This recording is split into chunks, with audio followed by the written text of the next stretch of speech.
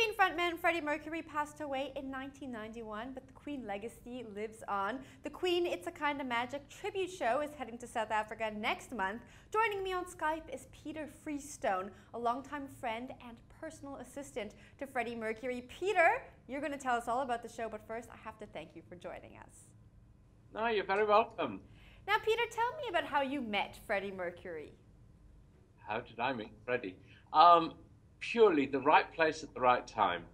I was working for the Royal Opera House, for the Royal Ballet, looking after stage costumes, you know, just cleaning them, making them ready, putting them on the dancers, getting them on the stage. Freddie was a special guest star at a very big charity gala performance that the Royal Ballet put on. He actually sang the first live performance of Crazy Little Thing Called Love at that time. It was live vocals with a backing track, and also Bohemian Rhapsody, but being sort of thrown around the stage by about 18 dancers from the Royal Ballet. I met him afterwards, and I said to him that, you know, I thought it was wonderful that, you know, with Freddie's vocals, Queen music, Royal Ballet, it just all went so well. And he says, you know, thank you. He says, but I've seen you at the Opera House when I've come for rehearsals. What do you do there? And so I explained the job about the costumes and things, and he says, okay, no, thanks. And that was the end of the conversation. Then a week, 10 days later, someone from Queen management called my boss to ask if I would be available to do a 6-week tour with Queen looking after the stage costumes. Oh my goodness, you must have been so excited. Well, it was strange because I knew about the band Queen. I knew, you know, that they'd done Bohemian Rhapsody and that, but I'd been used to working in the classic side of music.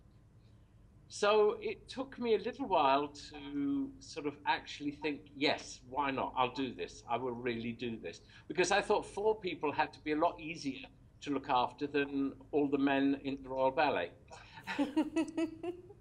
Were they easier to look after? No. No. I mean, you know, the costumes were just very, very different. And they actually had a lot more wear than the costumes that the dancers used. Now, tell me about the Queen and Freddie that you knew versus the Queen that everybody else experienced through their music. They are real. They are real, warm people, human beings, whom I'm proud to be able to call friends. Freddie was a total opposite to what you see on the stage. You see this giant, this amazing performer, this person that just sort of takes over. At home, he was quiet. He was introvert. He loved sort of reading, going through his auction magazines, art books, that sort of thing. He loved entertaining friends. But even then, as soon as the first person rang the doorbell, even though they were friends of his, he would put on sort of the Freddie Mercury, the entertainer outfit. And he would change. He was very shy. He couldn't walk into a room with people he didn't know in it on his own. He just couldn't deal with that sort of pressure, I suppose. But he just needed people around him that he knew.